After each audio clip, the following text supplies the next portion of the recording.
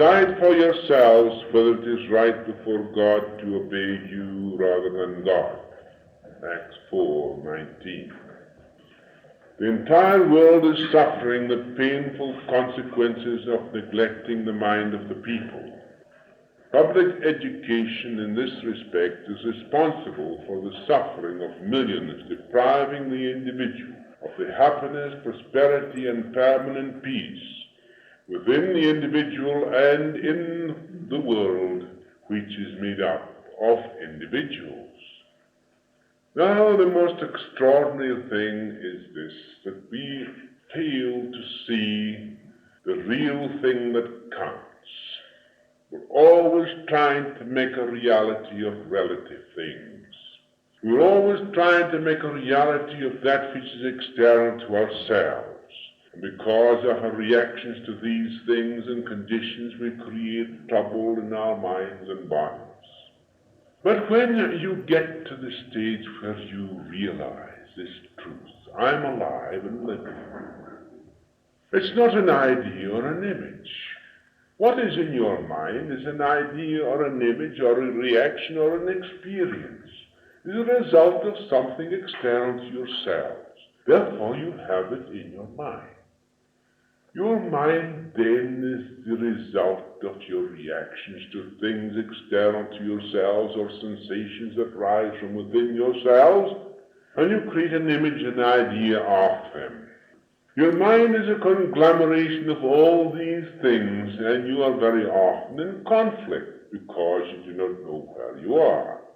But when you realize this, that which is not an idea, not an image, not a belief, I'm alive and living. I am the living expression of the Almighty. Why? Because God being infinite in nature, there can be no other living being but Him. He alone lives. Therefore, the fact is that I must be the living expression of God, otherwise He could not be infinite in nature. Therefore, I become aware of this which is beyond the mind, something that is beyond mind, beyond experiences, beyond ideas, beyond images, and beyond these things that you create in your own mind.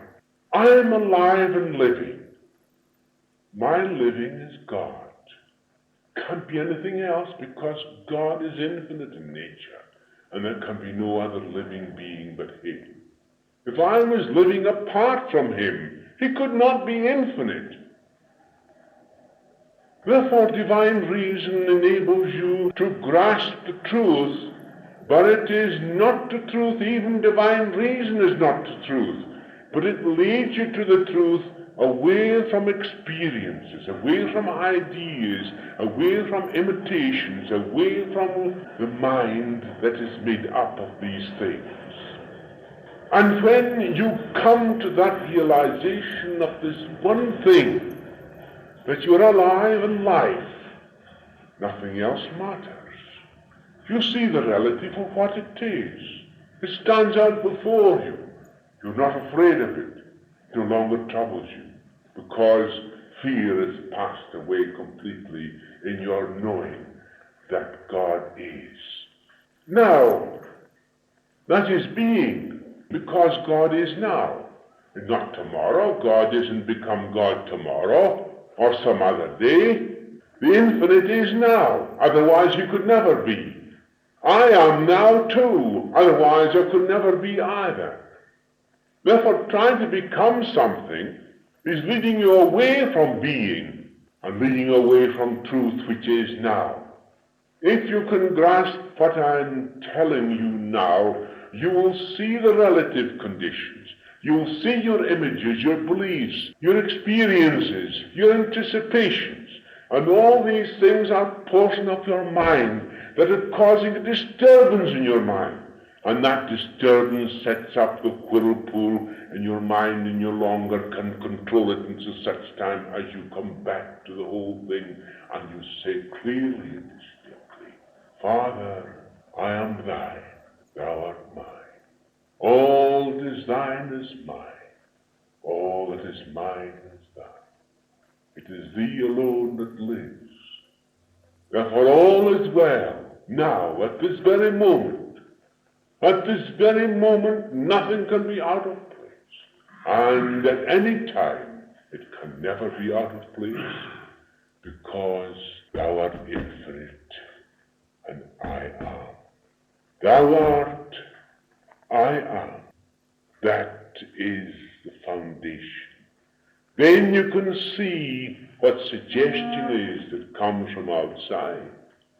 The relative is always suggesting things to you. Suggestion only comes in two ways. It comes in positive and negative. Therefore, immediately you know that there is opposition, that there are opposing forces. You know they are false. You know they have no power of their own. You know they're off the mind. You know completely then that they will pass away into nothingness where they belong. First thing then is to see clearly and distinctly that true foundation upon which you shall stand. But unless you discern the relative and what it is, you'll be caught up in it. Some people content themselves with the idea that mental health is too subtle and a complex one, that the rush, tension, and tumult of modern world leaves no time to take precautions which are so essential for the mental health of the people, individually and collectively.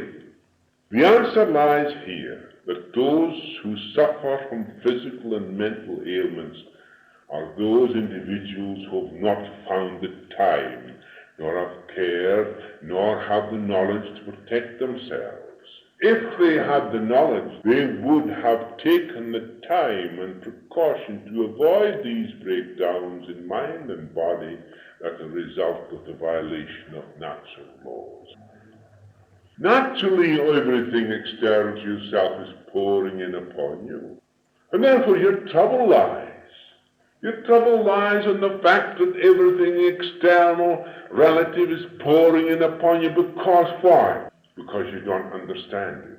Now, supposing I fear something in my mind, and I don't deal with it, it will come up again and again and again until I do deal with it. Why?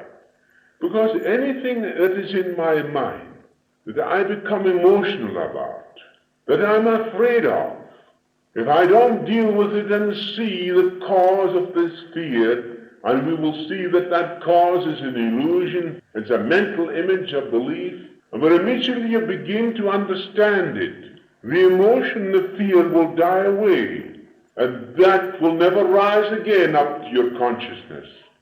But as long as you fear it, as long as you're emotional about it, it will rise again and again until such time as you deal with it properly. And you deal with it in two ways. You see that it has no power of its own. Then you know your own strength, because you are.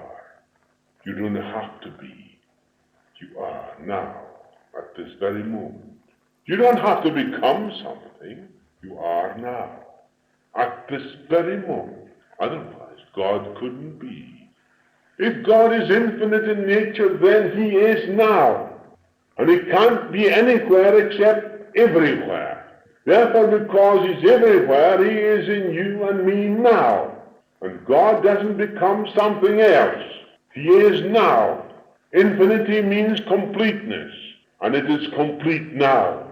Not tomorrow or the next day, because they do not come. It will always be then in the next day, the next day, the next day, and you will never have being at all. Realize what I'm telling you, and there you shall find the truth.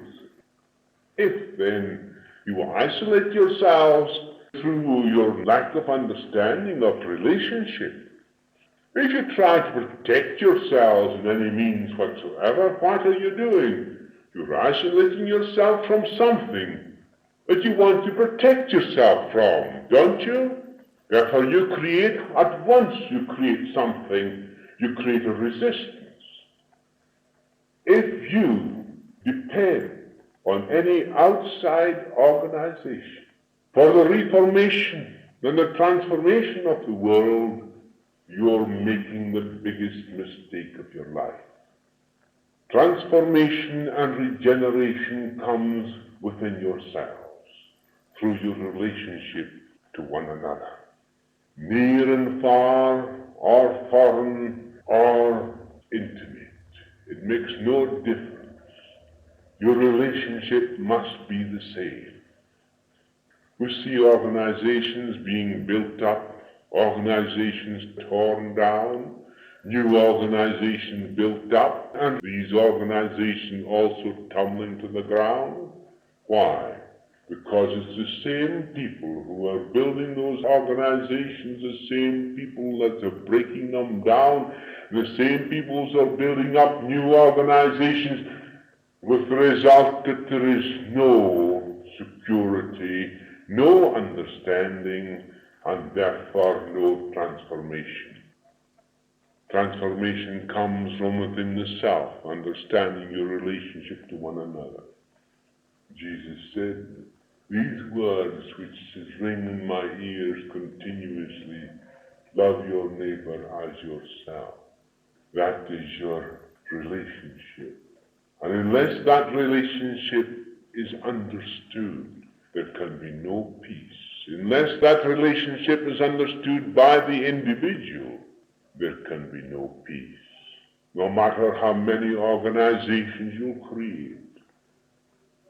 As one student said to me in Johannesburg, but you see, they're creating a new organization in Europe to build houses and do all these sort of things and that. Yes, I said, that would be all right. But if you remain the same individual as you are now, there shall be no transformation because of the fact that the individual alone is responsible for the transformation of the world and not an organization. Organizations cannot do it for the simple reason that the individual alone is responsible for organizations, and organizations are helpless without the individual. The organizations are the expression of individual thought. Unless the individual understands that, there can never be peace in the world. There'll be continual disintegration, even if it shows that we are advancing along particular lines, scientific and material lines. But unless there is an understanding of this relationship between the individual and another, there can be no real progress. There can no real spiritual understanding that will enable us to live together in harmony and peace. There's no use of talking about those sort of things, about organization, because they are just talk. They are just words. And unless those people who are organizing have within themselves the true understanding of a relationship, there can never be any peace in the world, because they are creating what? Isolation. Isolating themselves against something else. Isolating themselves against another group. We have we not, a United Nations organization. That is isolation. Why? Because we have organized ourselves for protection against something else. Immediately you organize yourselves, you create resistance against something. Well, that something is continually battering against your door. And because of that resistance, you have strife. Don't you see, all these things are on the relative plane. Nothing really established on the real plane of understanding. It comes through transformation within the self from knowing the relationship to another. And that relationship to your neighbor reveals you yourself to yourself. Therefore you discard these things that are a hindrance to the expression of that which is real in itself. Complete now. It doesn't have to be created tomorrow. Peace is now.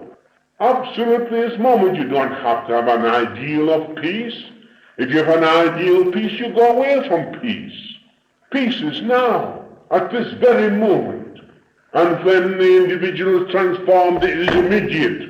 And there is immediate transformation and immediate results.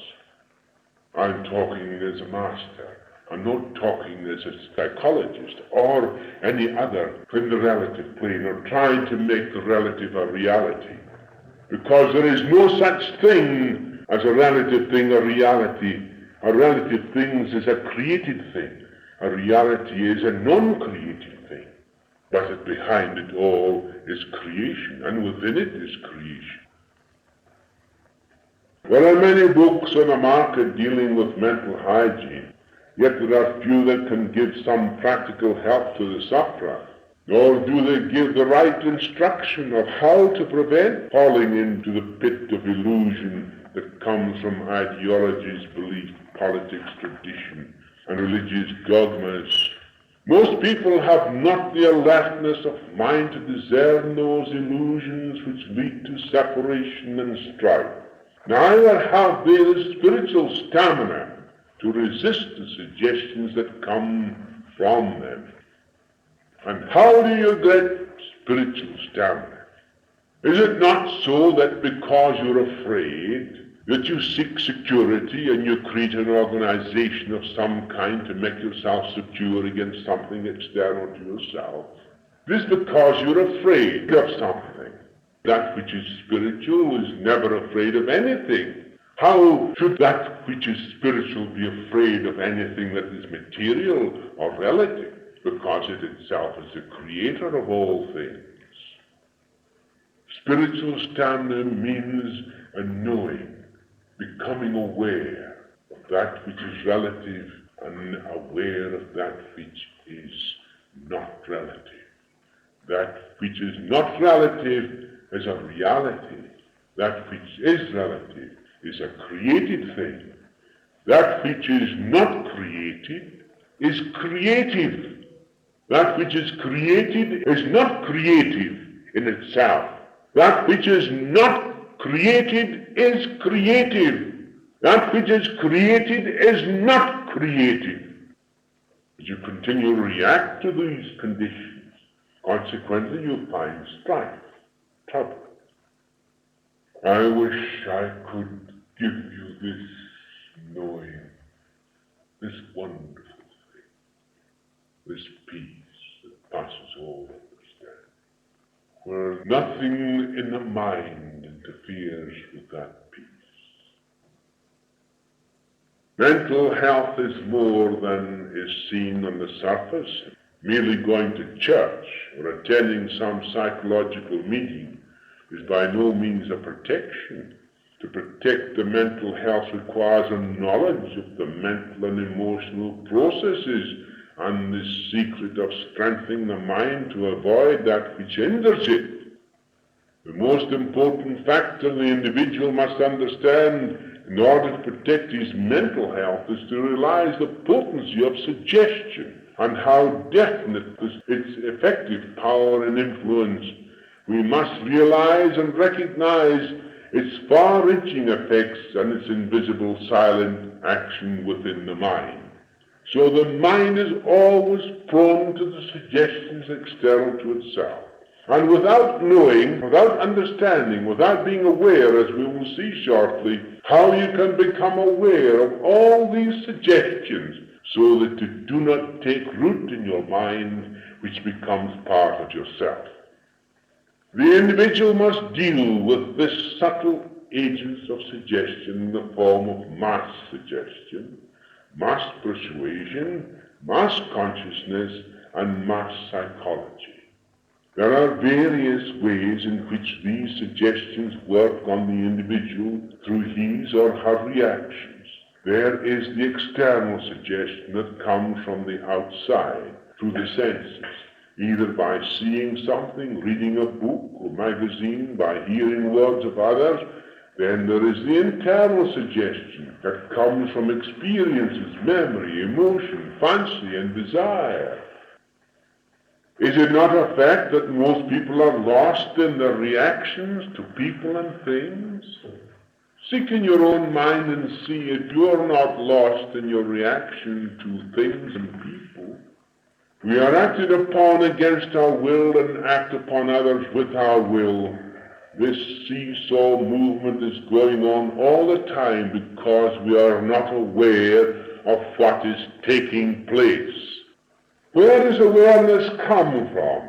The mind can never be aware in itself because the mind is a vehicle that accepts suggestions from outside.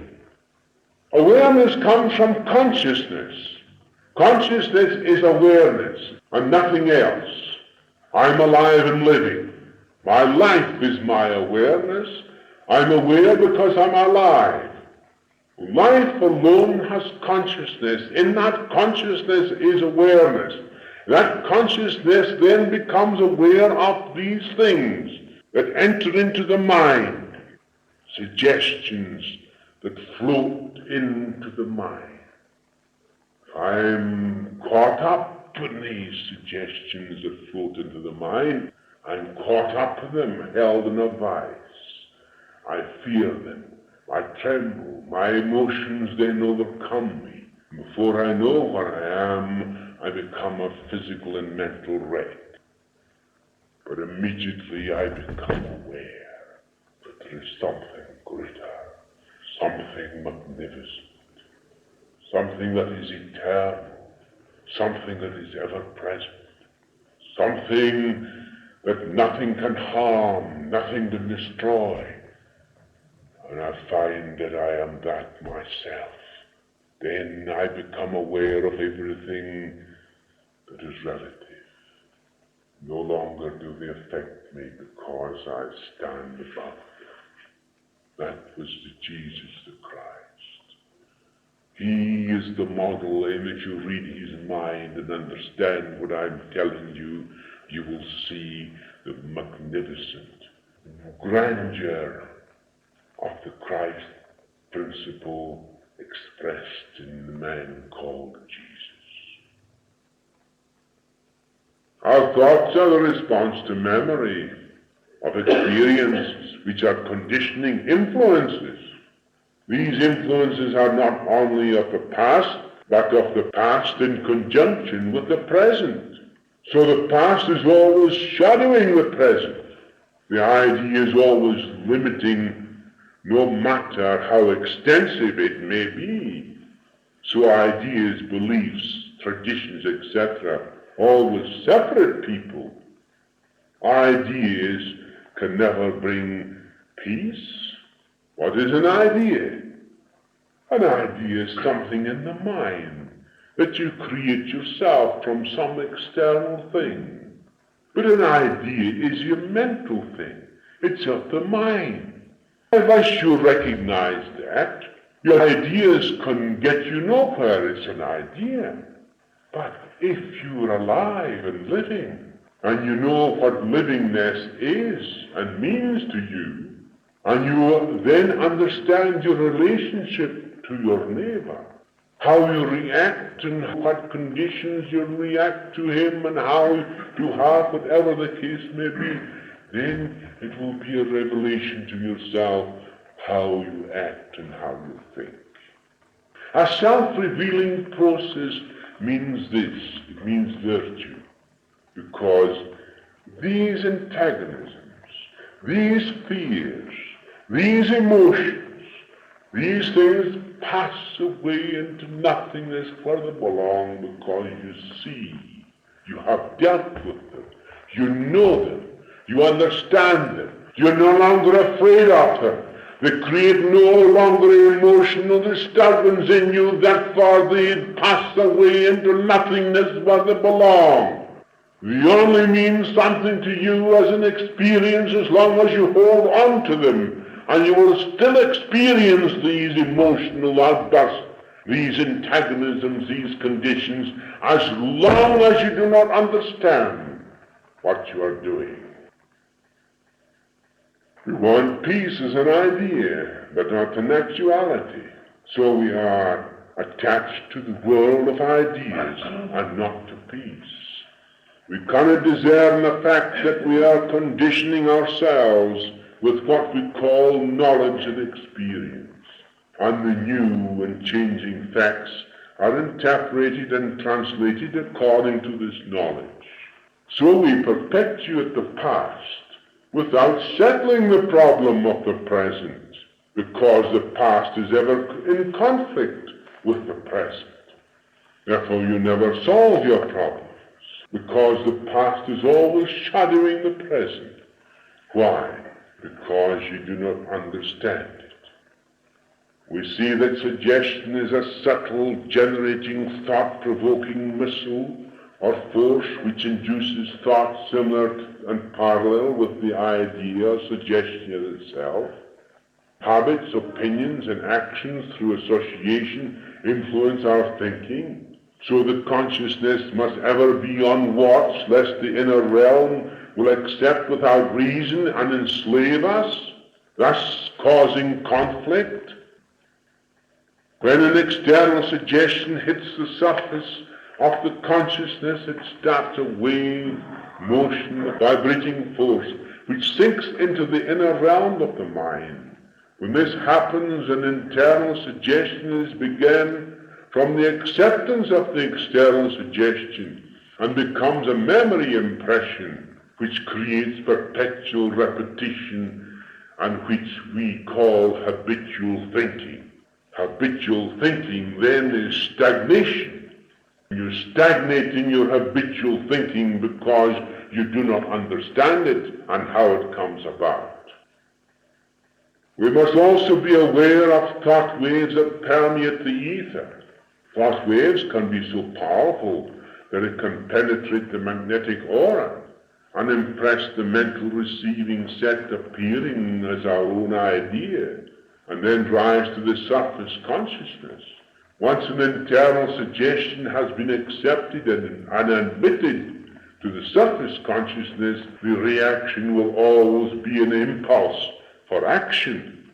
So immediately we know perfectly well that if a suggestion that lurks in the subconscious rises to the surface consciousness, what does it do? It impels action. But if you understand the whole process of suggestion, and you understand how it comes about, and you understand the process of thinking and of your mind, then it has no power over you whatsoever, because your consciousness will deal with it for what it is. Your awareness will deal with it. It is only when you are not aware that you're caught up in conflict, in emotion, in fear. Mass suggestion is a specific idea devised to create a uniform effect on the minds of a group of people in order to produce a desired result or action according to the mental receptivity of the group and the power of suggestion. So will the successful result be proportionate. A mighty thought becomes a powerful invisible circuit in the form of a magnetic current of electronic particles having the form and outline of the idea. Such a thought can permeate the magnetic aura of each individual of the group. This is mass suggestion. Mass suggestion operates in a large number of minds, compelling action.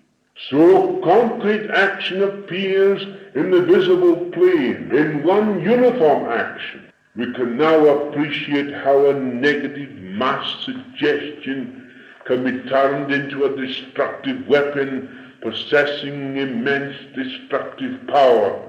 Because an individual is not aware, therefore he accepts these suggestions, enter into himself, and he thinks that they are his own. Being caught up in these ideas and suggestion, it becomes a surface action in the surface consciousness which impels action immediately. All real students must understand the process of the mind. Not a mere psychological understanding of the mind, but a deep process of the working of the mind. Mass persuasion is the swaying or influencing the minds of people through constant repetition of mass suggestion. In our modern world, every possible avenue of mass psychology is being explored in order to devise clever means or clear means and ways of mass persuasion or mass domination to invade the inner realms of the mind. It is like giving a beautiful doll to a little child in order to tempt her to submit cheerfully to the dentist's forceps to have her teeth extracted. So we see how it is all done up in nice little parcels, tied up with ribbon, and inside it is a bomb. Mass consciousness is the conscious acceptance of the mass of one particular idea. Thus the idea binds the mind of the multitude together to turn them into an immense powerhouse, and the masses through repetition accept the idea. Then it is recognized as their own, and not one that has been accepted from another mind. The object of mass persuasion or mass domination has been achieved as soon as mass suggestion has been transformed into mass consciousness. So the consciousness of the mass is the beginning of action.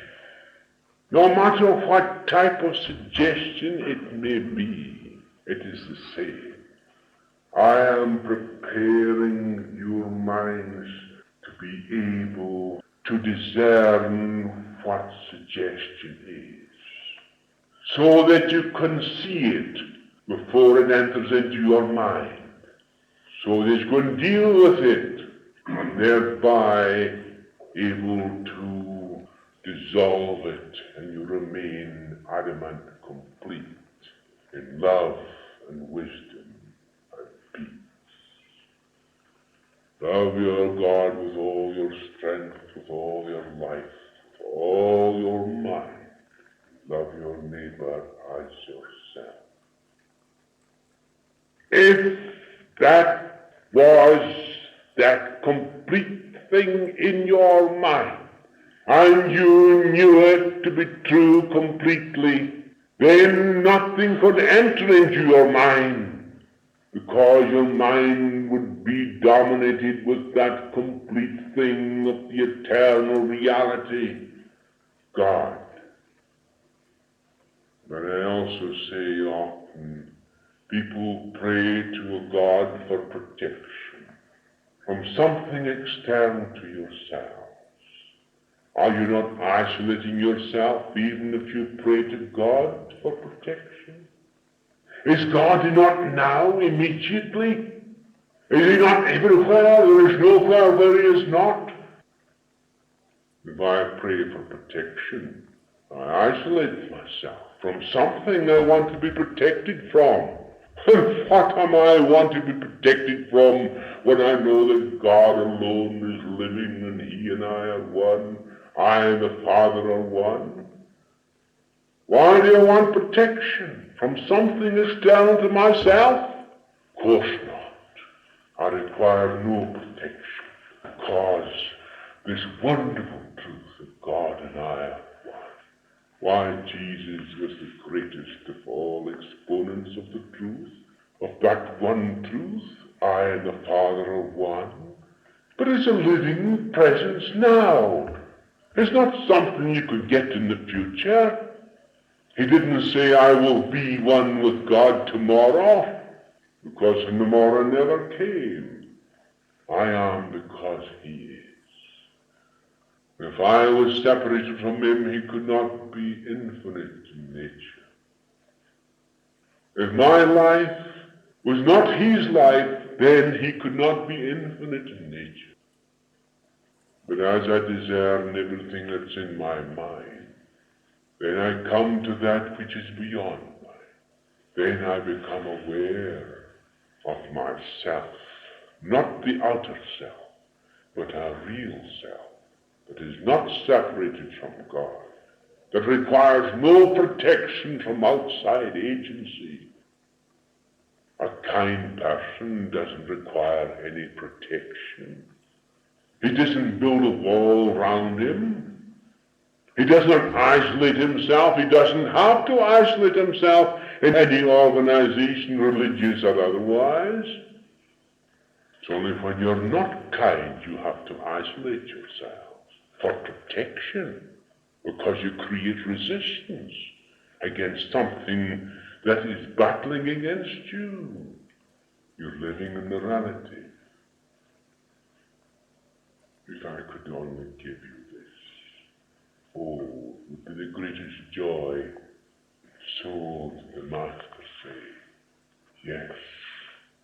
Neither would they believe, he said, if one rose from the dead. When we look into the colossal ignorance of the masses, we realize the necessity for understanding the fundamentals of mental hygiene. We can now realize the tremendous problem facing our modern world, which is struggling through a notion of conflicting external suggestions poured out daily through radio, press, television, stage and screen, through discussions conducted in meetings, business relations, and other associations. Millions of people daily are overwhelmed by a conglomeration of good, bad, and indifferent suggestions flooding their minds and invading the inner realms to become fixed beliefs, ideas, etc. The amount of energy wasted daily by millions of people through superfluous and needless external as well as internal suggestion is beyond calculation. Can the average person protect his mental health and very existence from this ruthless onslaught of harmful external suggestions? Yes. This can be done by being alert, discerning relentlessly, maintaining a close watch on every suggestion passing the conscious view, by understanding the function of the mind, remembering that our reaction to every suggestion should be negative, to enable true discernment to take place before allowing any suggestion to enter into our minds. Our reaction to suggestion should be negative, should be no matter what it is, good, bad, or different. By doing so, you're able to discern clearly. And not only that, to stand aside and see it for what it is, and not be caught up in it.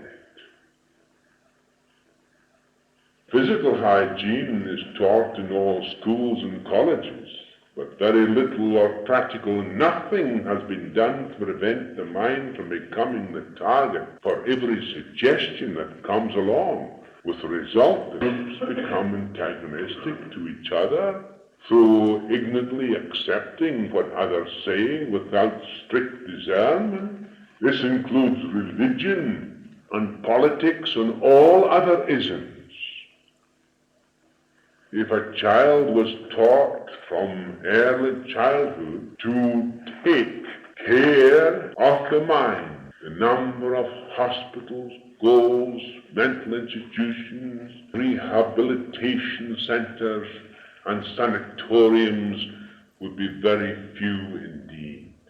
A happy and contented world would be the result. But what do we see? We see that every child is subject to suggestion of some kind of another, which is not true.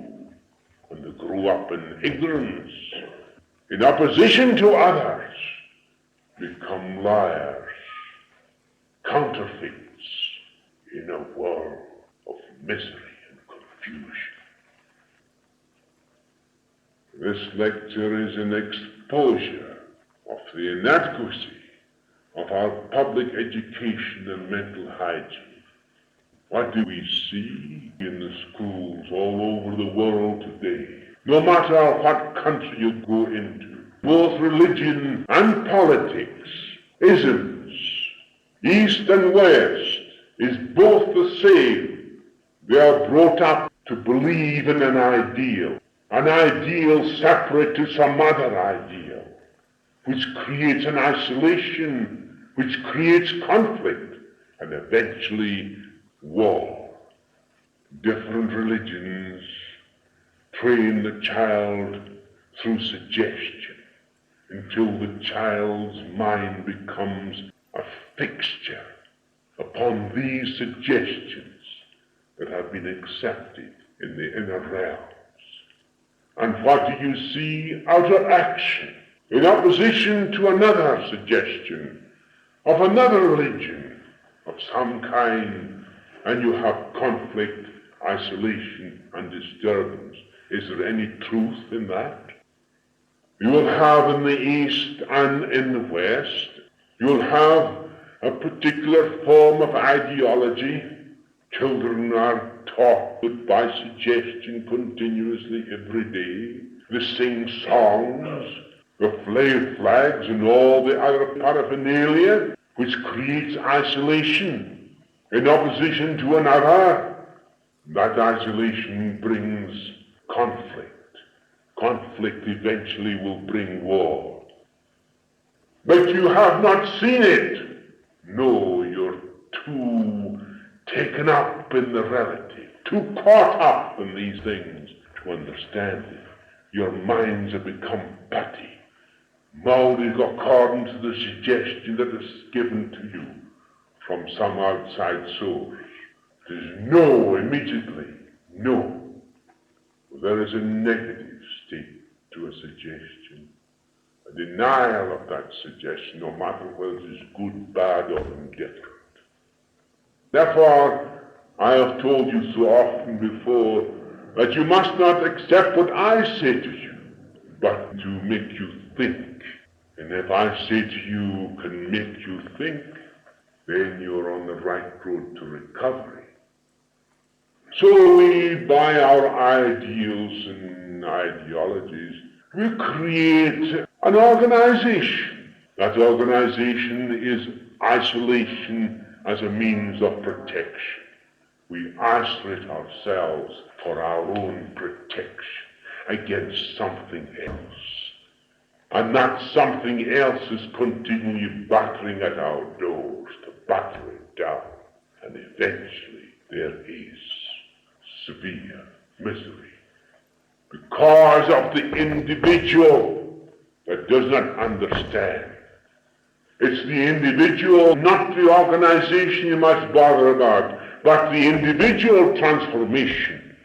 And through individual transformation, there alone shall you have peace and happiness, not through organizations. I tell you this through your sitting here now, that the organizations that have been built in the past will fall to pieces, crumble to the ground. There will be fresh organizations will be built on the similar planes just as they have before, and they will fall to the ground too. Not until such time as I am telling you this truth. That which is within that requires no protection becomes a conscious reality to the individual. Through discernment of that which is false, and understanding that which is false, and understanding that which is false will allow that which is real to take its place. And when that reality then enters into the consciousness of man, then there shall be immediate peace. Not sometime in the future when we can organize this and organize that, because if an organization you create is further isolation. We who know can, with an alert awareness, protect ourselves from the inroads of beliefs, ideas, and the like, which create separation, which leads to mass murder in the name of a loving God. How wonderfully true it is that there is the various people, organizations who have different gods, but the gods they have is a mental God. God created in their own mind, that they've created according to their own ideals. So they create this mental God, and they pray to this mental God for power to destroy the other section of people who have another God built up in their own minds, similar to these people, but a different God. And so the two different gods and two different heads have a fight, and all the flesh and body is killed and mangled. And then they go on saying, we have had a victory over our enemies. The victors are the losers. Not until we do away with all false gods of images and ideas.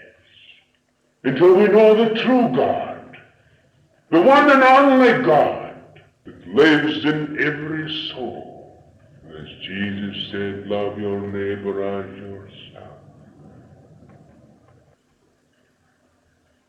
How can anybody with murder in their heart pray to a loving God who created all within himself, his own life in all?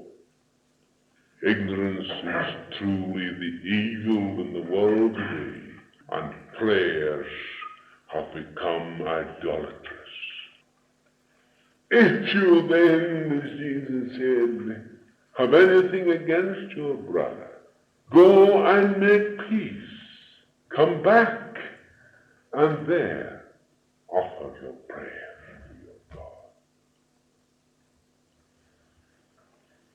Jesus made enemies of the rich, the rabbis and the high priests of his day, and they killed him because he interfered with their right.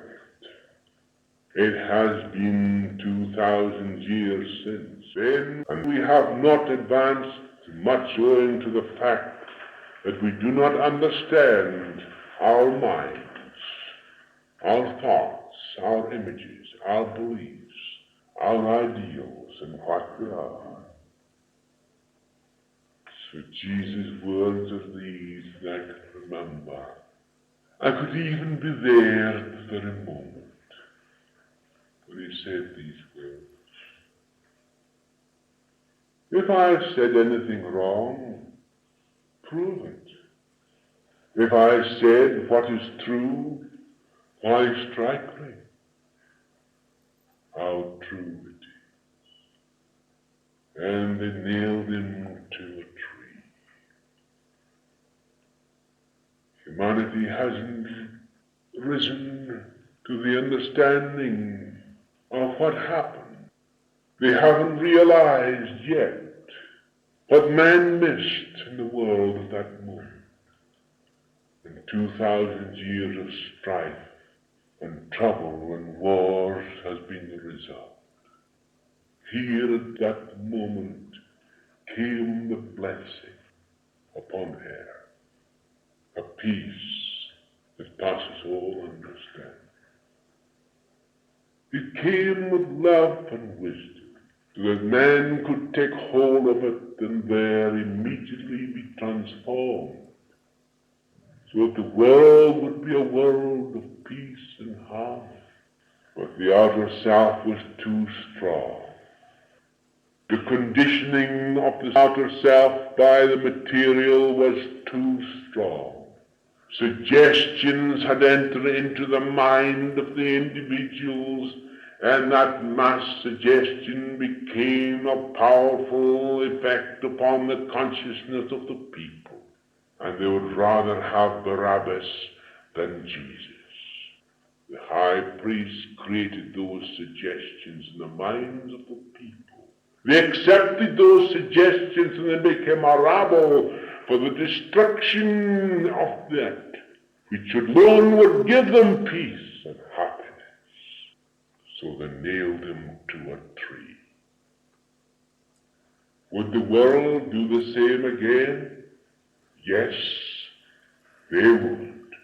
They would do the same again today because the individual has not yet understood that which happened 2,000 years ago.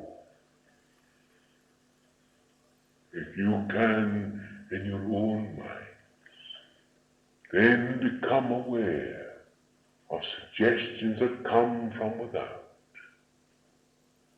understanding everything that happens, even experience, knowing them for what they are, looking at them without fear, without judgment, without condemnation. In that consciousness there is freedom, there is life, there is God. Jesus said, "Fear not, for I am with thee even unto the end of the world." Christ is with you always, even unto the end of the world. In this understanding there shall be no fear. Fear of death shall pass away, because the death only comes to the outer self, which is an illusion. And the outer self dies in the illusion of death. But the real self is eternal and lives in God. And God lives in the real self. I am in the Father, and the Father is in me. That is the message, the understanding, the love, and the wisdom that I want you to have.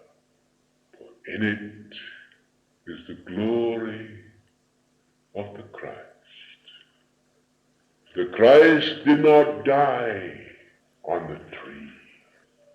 Jesus, that form which the Christ took for the time being, yet the Christ remains eternal, ever present. Those even who look to Jesus as a personal thing have not realized the greatness of the Christ which expressed itself through him. Therefore they have lost the reality of Jesus the Christ. I shall be even if I die. And he who believes in me, even if he dies, he shall live. Benediction. O Eternal One, thou hast created all within thyself, thy life in all. Ignorance rules the world today, yet through that ignorance man will become free when he discerns its ways. Thou hast given all the power to see the light of the world, which is also the light in man himself. The light that came 2,000 years ago is still burning brightly, and thousands are beginning to see it, free from creeds, forms, and ideologies that separates man from man. Man is now discerning the false things of the mind, and soon he will free himself from his own self-imposed misery caused through not understanding himself. O Eternal One, there is peace, there is joy in the heart, there is wisdom, and there is love. These things are the binding things. Bind you and me. Help us to understand that which is cruel, that which is not real. But when love and wisdom expresses itself in its true nature, as it does when we become as a little child. Therefore, in this thing is the peace of the world. I have come that you shall know this, not because of us, but because of the world.